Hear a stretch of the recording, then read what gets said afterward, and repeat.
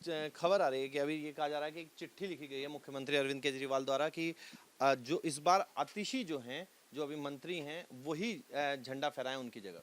तो इसमें कहीं कोई आपत्ति नहीं होती है। मतलब किसी विद्यालय में झंडारोहण के दिन अगर प्रिंसिपल साहब नहीं मौजूद रहते हैं तो वाइस प्रिंसिपल झंडारोहण करते हैं, वाइस प्रिंसिपल नहीं होते हैं तो हेडमास्टर झंडारोहण करते हैं। तो इसमें कोई आपत्ति नहीं होनी चाहिए।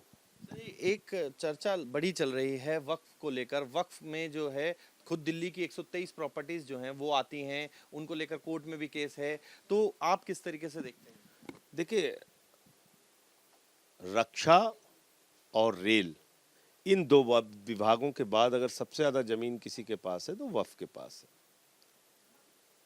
और वक्फ किसी के द्वारा लिखा गया है, किसी के द्वारा दान की संपत्ति है वो, और वो निश्चित उसका एक वो अपनी संपत्ति को जब उसने वक्फ किया है तो वो बता के गया है कि इसकी आमदनी किसके लिए इस्तेमाल होनी चाहिए, क्या होना चाहिए, वो सारा नियम है उसका।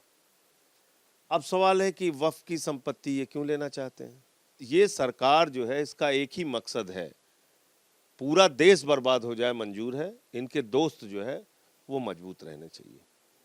आखिरी सवाल है बांग्लादेश को लेकर, जिस तरीके के हालात अब बन चुके हैं उनको आप किस तरीके से देख रहे हैं, और क्या इसमें जो सरकार कर रही है, अपने शेख हसीना भी हिंदुस्तान में ही है? दो बातों पे ध्यान देना होगा हमारी सरकार को। नंबर एक, माइनॉरिटीज़ के ऊपर वहाँ पर कोई हमला नहीं होना चाहिए हिंदुओं के ऊपर, जिसके बारे में विदेश मंत्री जी ने खुद कहा कि वहाँ की कुछ संस्थाओं ने जिम्मेदारी ली है कि उनके साथ कोई घटना दुर्घटना नहीं होने पाएगी।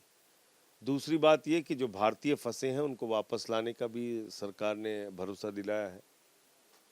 और अगर कुछ भी वहाँ हिंदू माइनॉरिटीज़ के साथ गलत हो रहा है, हालांकि दो तरह की खबरें आ रही हैं। कुछ टीवी रिपोर्ट्स में हमने देखा कि बहुत सारे मुस्लिम संगठन और बहुत सारे ऐसे मुस्लिम छात्र भी हैं जो जाके हिंदुओं के मंदिर और उनके घर की रक्षा करने में लगे हुए हैं, जिसके बारे में विदेश मंत्री जी ने खुद कहा कि वहाँ की कुछ संस्थाओं ने जिम्मेदारी ली है कि उनके साथ कोई घटना दुर्घटना नहीं होने पाएगी।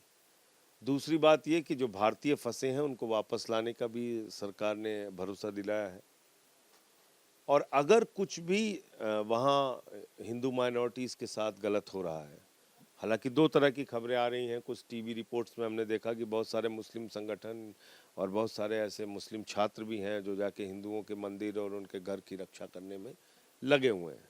लेकिन अगर इसके बावजूद कोई ऐसी खबर आती है तो वहाँ जो अंतरिम सरकार है या जो वहाँ पे सेना के प्रमुख है उससे सरकार सख्ती से बात करे।